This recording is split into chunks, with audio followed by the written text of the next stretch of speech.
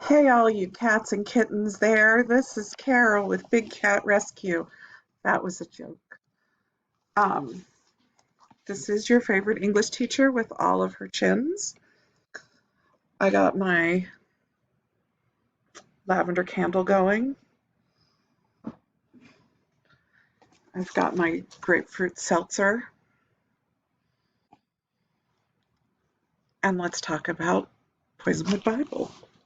So we are now in the second section called The Revelation. Um, I'm going to take you through page 134 today. We're still in March. Can you believe it? Um, so we start the second section the way we started the first section with Leah. Leah, the difference with Leah now is that she um, is starting to know the people in the village. And she has the, same observational ability as Ada. She has a little bit more of an urge to interact. Remember that Leah's a little bit jealous of Ruth May for Ruth May's easy ability to make friends with the children in the village. Um, there's kind of a really important beginning here for Leah at the bottom of 102 that starts here. There is something else I must confess about Tata Bawanda. He's a sinner. This is, she's talking about everything she knows as the daughter of a preacher. He has two wives. It is something that is done in this community. It is considered, normal, culturally um, expected if you're wealthy enough to have more than one wife. And she describes both of the wives. Um,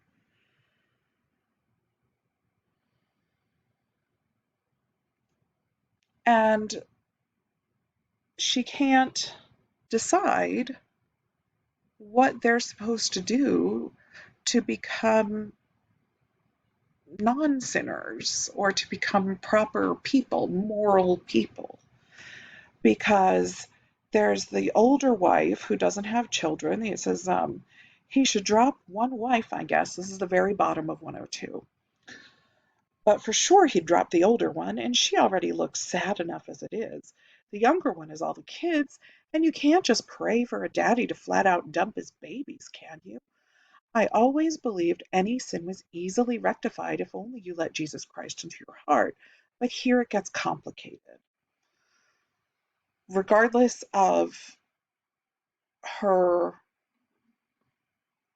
Christian beliefs or anyone's Christian beliefs, the fact that Leah can see that there is a complicated situation in terms of what to do about this polygamous marriage is kind of an intellectual step for her, a philosophical step for Leah.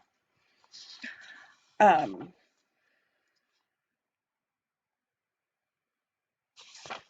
and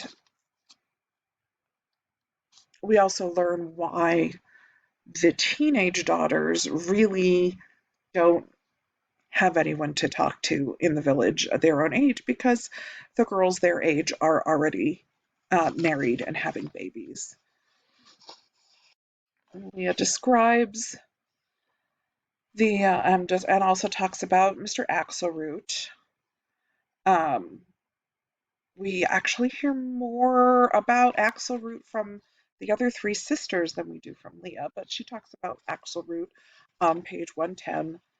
And then she talks about making friends with Pascal, being their first real friend. Um, and she gives Pascal a drink of powdered milk, and they find a baby bird nest. Um, and Pascal eats the baby bird, but that's anyway. We've got a Ruth May chapter next. Um, and oh, this is a pretty major Ruth May chapter. This is where she breaks her arm. She's spying in the trees on a group of militia in training, soldiers who are apparently called Junmo Pro, but Ruth May just decides she's going to name them something to herself that isn't that is something she knows. So she calls them the Jimmy Crow Boys, um, and falls out of the tree and breaks her arm. Therefore, she has to be flown to Stanleyville, which was the capital at the time.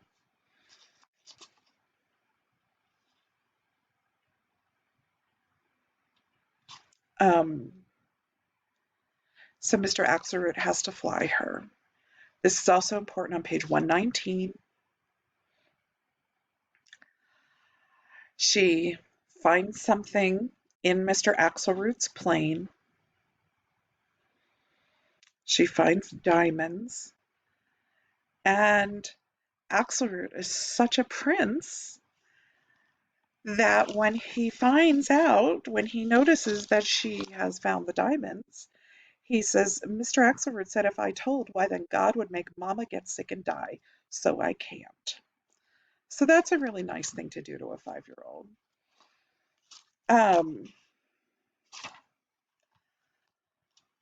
I'm going to include the conversation with the doctor and Nathan in the book 2 questions. I'm just telling you right now.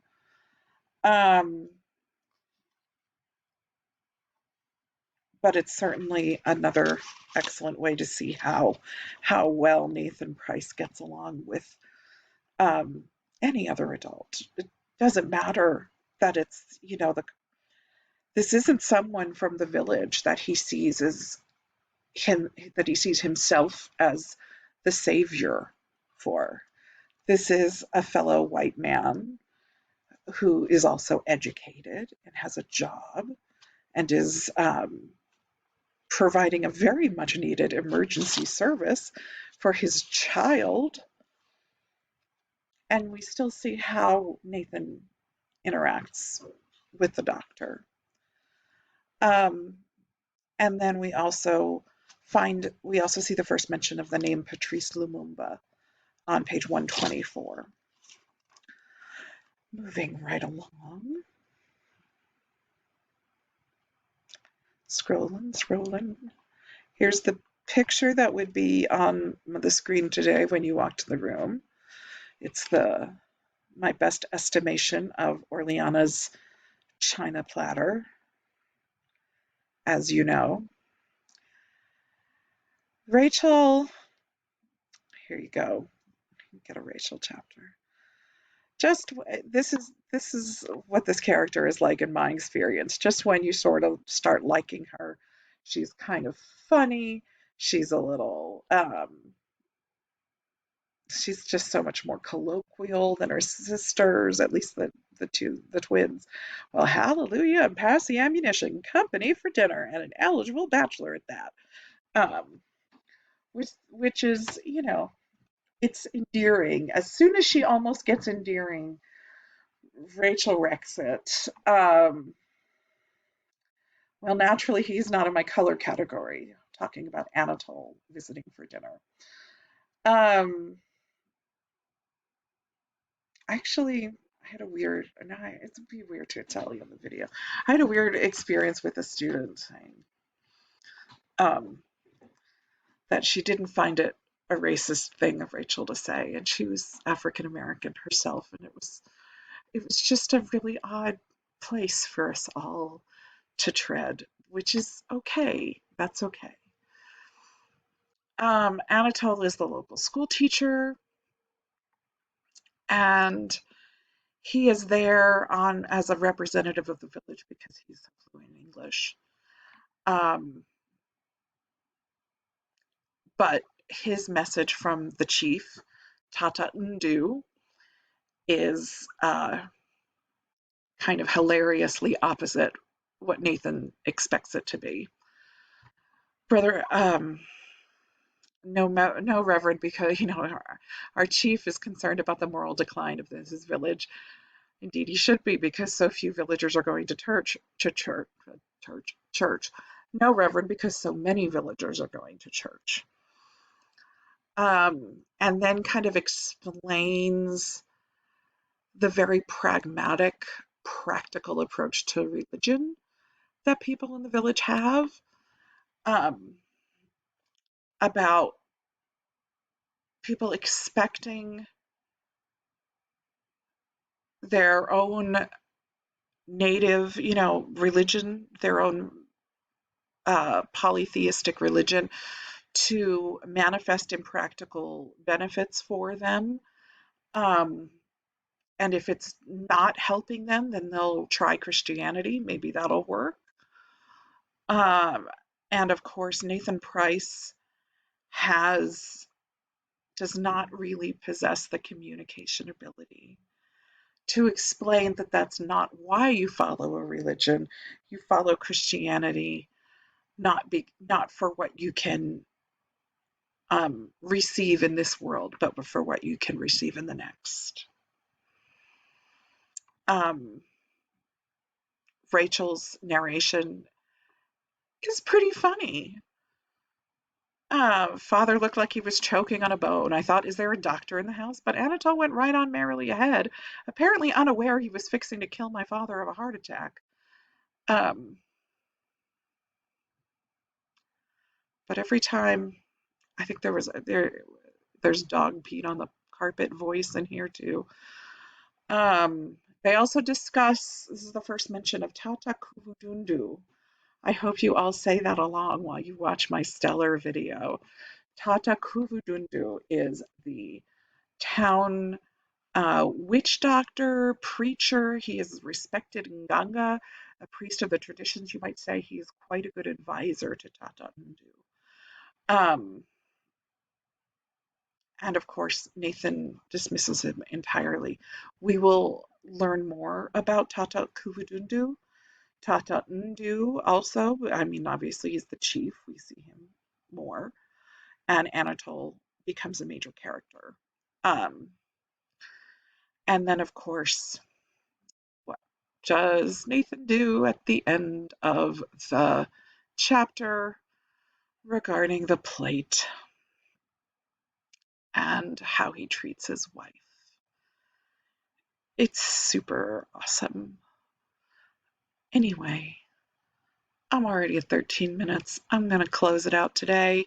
Hope everyone's doing well. I am not putting anything up on Flipgrid, but if you want to, you may. Take care, everybody. Stay safe. Bye-bye.